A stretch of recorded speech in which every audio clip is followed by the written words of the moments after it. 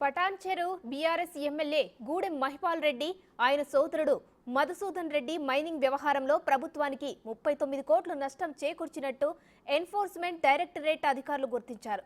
మొత్తం 300 కోట్ల మైనింగ్ అక్రమాలు జరిగినట్టు అధికారులు నిర్ధారణకు వచ్చారు. సంతోష్ గ్రానైట్ కంపెనీల ద్వారా ఈ అక్రమాలు జరిగాయని ఈడీ పేర్కొంది.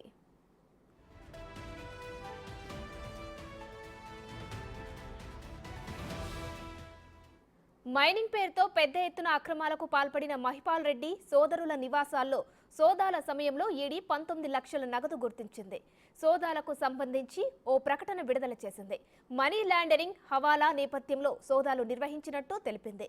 బ్యాంకు ఖాతాల్లో కూడా అక్రమ లావాదేవీలను గుర్తించింది.